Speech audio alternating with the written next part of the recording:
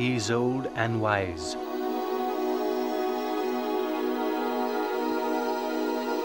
He has seen through the ups and downs.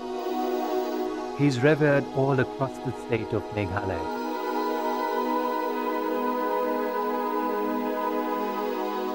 When he speaks, others listen. When he commands, others adhere to it.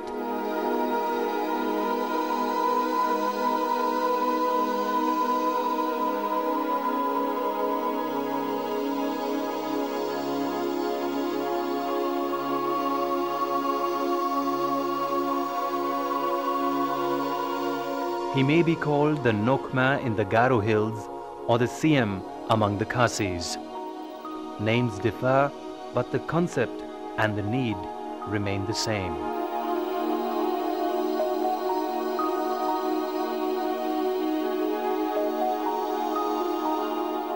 He is the most influential man in the village and the community. He is the bearer of tradition and the keeper of peace.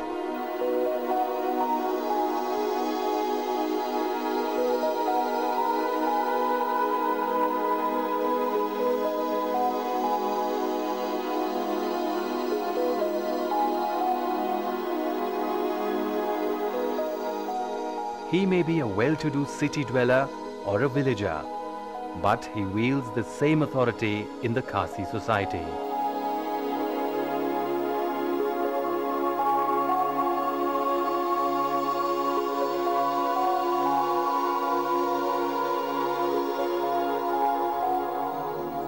He is the CM, the most influential administrative head of the Khasi system of local governance.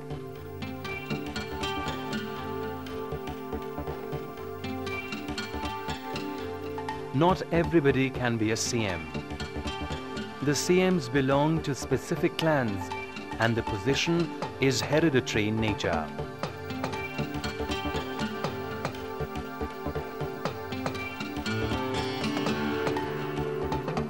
The CMs, the Sardars, the Nokmas and the headmen generate public opinion. And here they have a story to tell.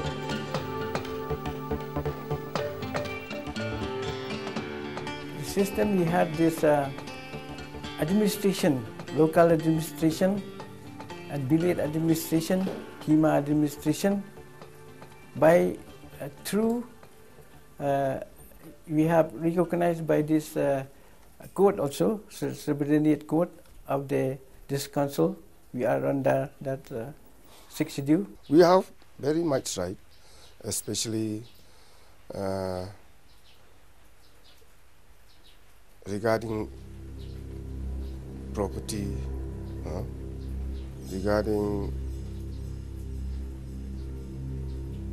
how to educate the people in custom.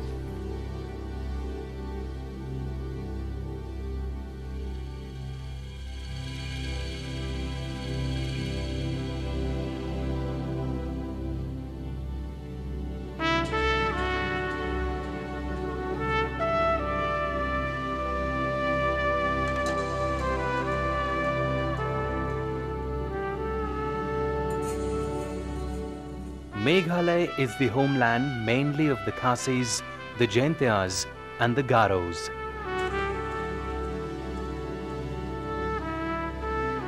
The Garos inhabit western Meghalaya, the Khasis central Meghalaya and the Jaintias eastern Meghalaya.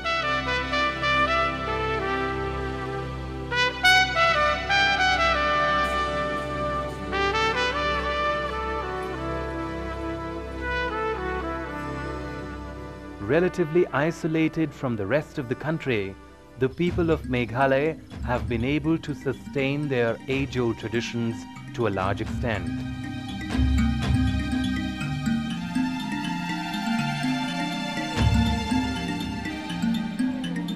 However, that does not mean that they are not open to changes.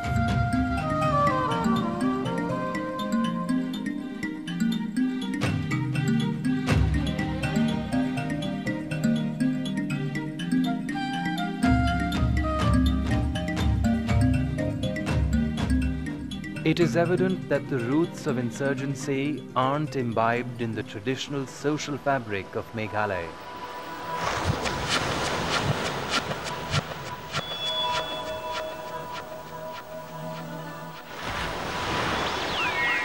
If anything is responsible, it is the lack of respect for these age-old systems.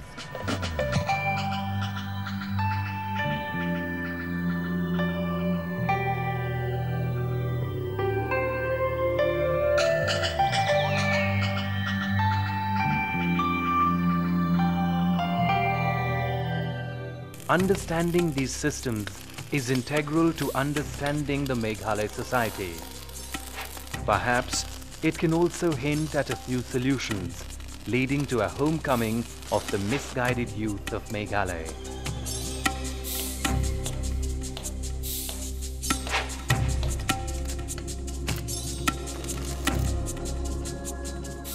Traditionally, the Khasis, the Jaintias and the Garos have a matrilineal society.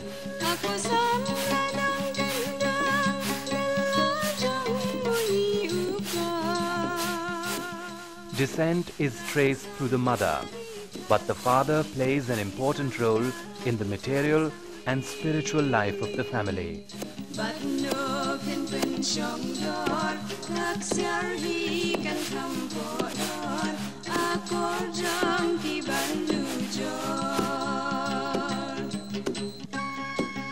Let us consider the Khasi society as an example. Today the Khasi population is around 9 lakh, and although 50% of them still practice Christianity, at least by outward appearances, their original pantheistic beliefs have by no means disappeared.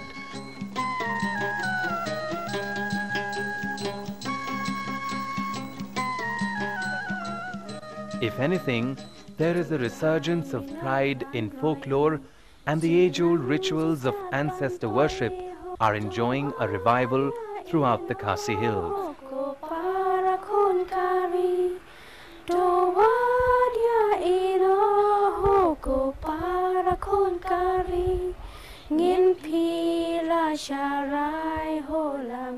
In the traditional Khasi society, the woman looks after the home and the hearth, and the man finds the means to support the family.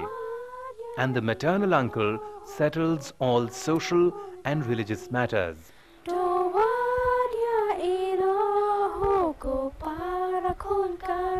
Earlier time the CM has got quite effective, I mean this Darbar has been quite effective, is okay, nobody denies that.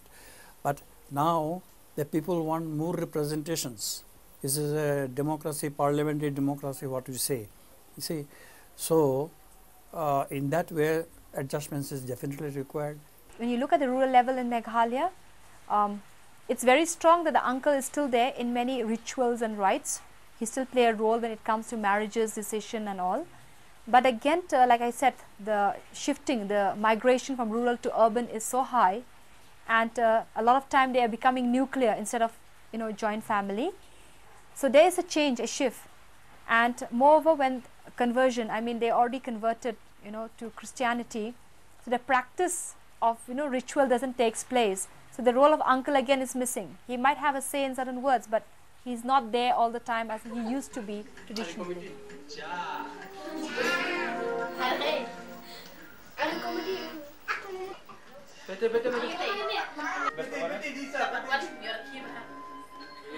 We asked the CM about this system.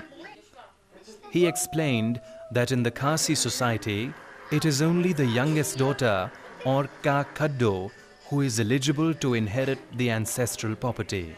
If Ka Khaddo dies without any daughter surviving her, her next elder sister inherits the ancestral property, and after her, the youngest daughter of that sister. Failing all daughters and their female issues, the property goes back to the mother's sister, mother's sister's daughter, and so on.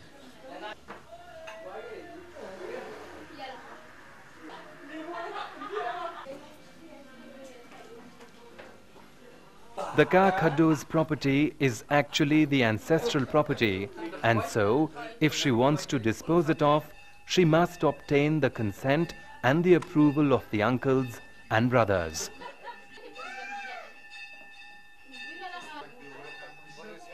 Khaddu is this custodian. She cannot usurp the property.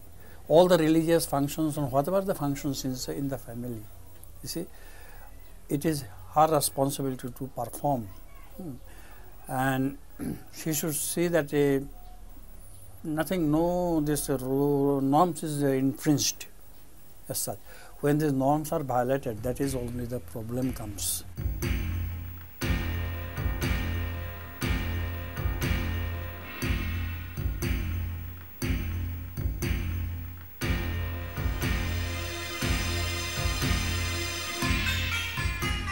This system, however, is gathering flack among the younger generation of the hill tribes of Meghalaya.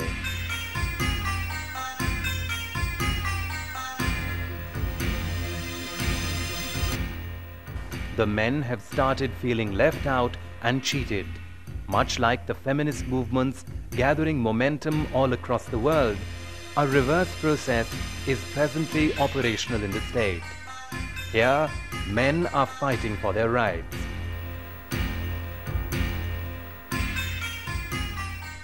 A group of men feeling that they should change from a matrilineal to a patriarchal, but I guess it will take another 100 to 200 years to change a system which is already existing, because if it does change, it will take a lot of drastic change, because the lineage, culturally the lineage is through the mother, and there will be incest marriages taking place. So I don't think any culture will accept certain change like that. It will take many years to come, for something like that to happen.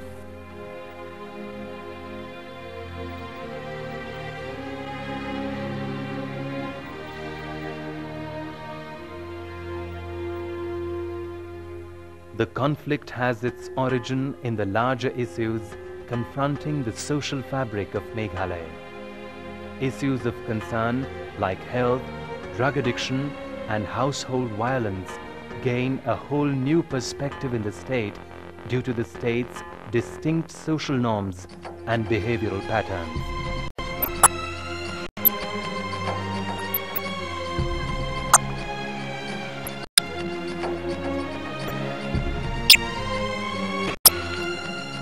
However, the CM believes that the Kasi system breaks the stereotypical image of a subservient Indian womanhood.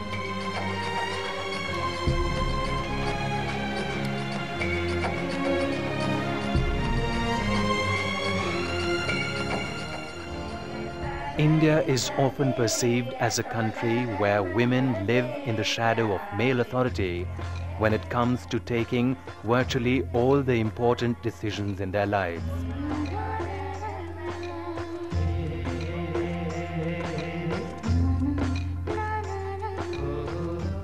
The Khasis, however, provide a counterexample.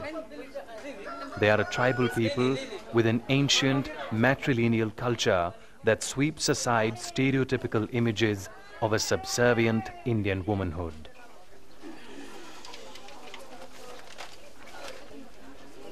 Being a matrilineal society and being women in the Northeast, that means you find that the status of women is much higher compared to the other women in the other states.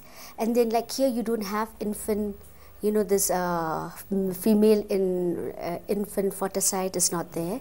And then you don't have also the caste system, then you don't have the dowry system. So at least from these vices, it is itself has lifted the marginalized group, in a little bit in the upper strata.